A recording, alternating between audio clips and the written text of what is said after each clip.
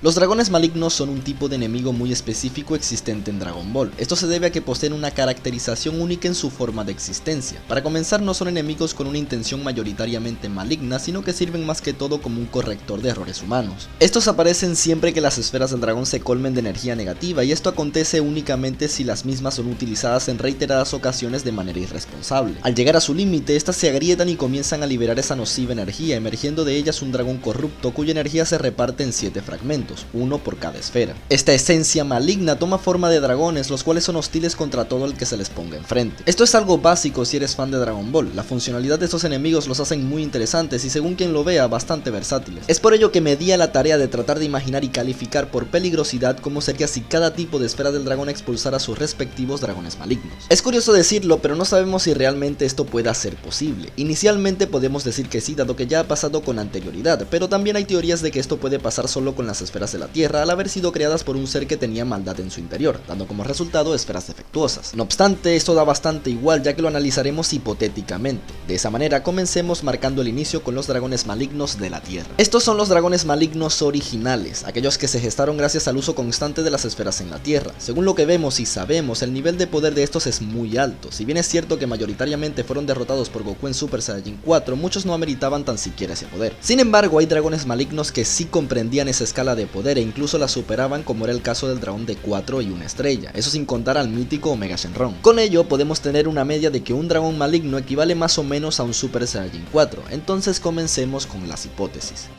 Comenzamos con los hipotéticos dragones malignos de Namek. Existe cierta división de opiniones aquí, ya que mucha gente alega que estas esferas son más poderosas que las de la Tierra, y otras que piensan que en la actualidad de GT y aún más en la actualidad de Super, estas son mucho menos capaces. Yo personalmente pienso que su poder es más o menos parecido, pero con funciones y limitaciones diferentes. En este aspecto, el poder de sus hipotéticos dragones malignos no debería ser muy distinto al de los que emergieron en la Tierra. Quizás sean ligeramente más poderosos o quizá ligeramente más débiles. Aún así, hay que acotar que hay un elemento que podría ser de estos seres mucho más peligroso, superando con creces a los dragones malignos terrícolas, y este elemento es su tamaño. Como lo dije al principio, estos dragones nacen gracias a la contaminación de las esferas por energía negativa. Al ser muchísimo más grandes que las de la Tierra, estas quizá tiendan a absorber mucha más energía antes de llegar a su punto límite. Haciendo una simple regla de 3, esto daría como resultado dragones malignos más poderosos en todo sentido, pero esto es especular, dado que puede ser simplemente por el poder de las esferas, y estas tampoco es que sean muy diferentes a las de la Tierra en ese aspecto. Lo que es cierto es que seguramente sean dragones enormes, más que todo por el tamaño de las esferas. Tomando eso en cuenta, el poder de estos podría estar en dos extremos: uno en el que sean similares a los de la Tierra, teniendo como media el poder de un Super Saiyajin 4, y otro en donde su poder sea muchísimo mayor al ser más densa la energía acumulada, no llegando al poder de un Gogeta fase 4, pero sí teniendo más lógica el usar dicha fusión para pelear con ellos. Con esto dicho, pasemos al siguiente tipo de esferas.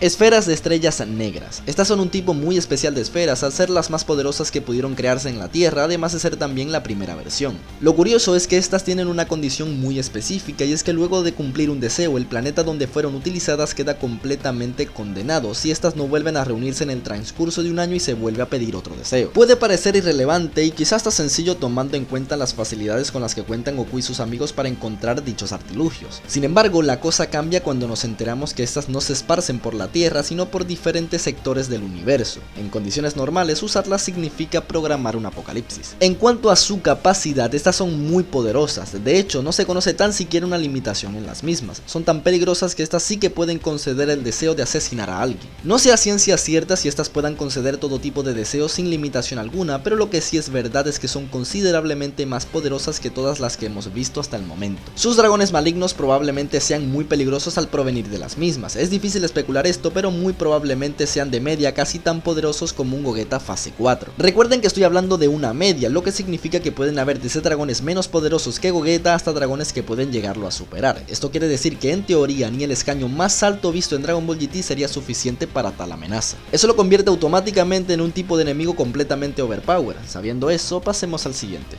Entramos a territorio de Dragon Ball Super y vamos con unas esferas bastante curiosas, las esferas creadas por Monaito. Estas esferas en principio podrían parecer ridículas, dado que no solo son increíblemente pequeñas, sino que además ni siquiera son 7, sino 2. En principio me parecían, como a todos, esferas que seguramente estarían limitadísimas, pero de hecho no es así para nada. Es un tipo de esfera realmente funcional y que sacó de ella dos de los seres más poderosos de todo el universo 7. Ok, concordemos en que esto es gracias a comprimir la vida del usuario en un momento específico, pero aún así pudieron hacerlo. No creo que sean exageradamente débiles, pero tampoco excesivamente poderosas. Me llama mucho el ponerles una media a sus dragones malignos de un Super Saiyajin Blue, pero eso sería ponerlas demasiado por encima de las de la Tierra. Aún así, creo que su capacidad podría estar cercana a la de un Super Saiyajin Dios, pero no mucho más que eso. Son poderosas, pero tienen un costo. Además, me gustaría pensar que de ellas saldrían una especie de dragones gemelos. Pero bueno, sabiendo eso, continuemos.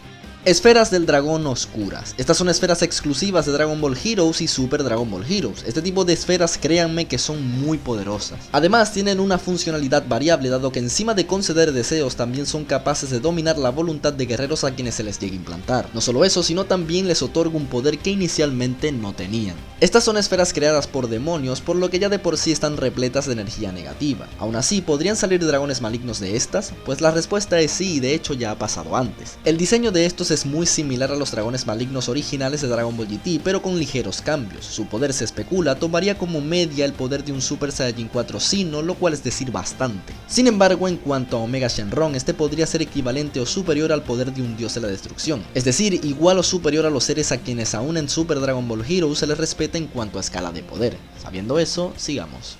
Super esferas del dragón, indiscutiblemente el tipo de esferas más poderosas jamás creadas. De hecho, si nos apegamos al lore, todas las esferas nombradas en este video son hechas en base a un pequeño fragmento de una super esfera original. Estas tienen genuinamente un potencial ilimitado, pueden conceder absolutamente cualquier tipo de deseo sin condiciones, a excepción de quizá eliminar al rey del todo. Esto ya es especulación mía. Son inmensas en todo sentido, pues solamente una de ellas es el tamaño de un planeta. No me quiero ni imaginar cómo serían los dragones malignos de estas esferas, pero lo más seguro es que no tengan comparación con nada. Quizá tomen como media el poder de un ángel o incluso más, sin contar a su hipotético Omega, muy posiblemente el ser que sí que le pueda hacer frente o incluso superar al mismísimo Zenosama. Además, su tamaño sería colosal en todo sentido, siendo quizá más grande que un planeta entero también. Aún así, en cuestiones de estética, quizá tengan la misma habilidad de Super Shenlong de reducir el tamaño de su avatar. Como ven, hay muchos tipos de esferas en Dragon Ball, las cuales se rigen por distintas naturalezas y limitaciones. Lo que es seguro es que GT puso sobre la mesa una posibilidad que, de ser tomada por el canon, sería masivamente peligrosa. En cuanto a sus niveles de poder, esto es simple especulación mía, fijándome en lo que vimos en Dragon Ball GT. Siendo sincero y habiendo hecho este video en base a lo que recuerdo, no sé si me he saltado algún tipo de esfera en este video, y si es así, pues me gustaría que lo comentaran. Además de que me digan también en qué escaño de poder pondrían a cada conjunto de dragones malignos de según qué tipo de esfera de dragón. De verdad, y como siempre, espero que el contenido haya sido de su agrado, y si fue así, ya saben que pueden dejar un pulgar arriba. Ya sin más que decir, les ha hablado Dragon Ball News y será hasta una próxima entrega.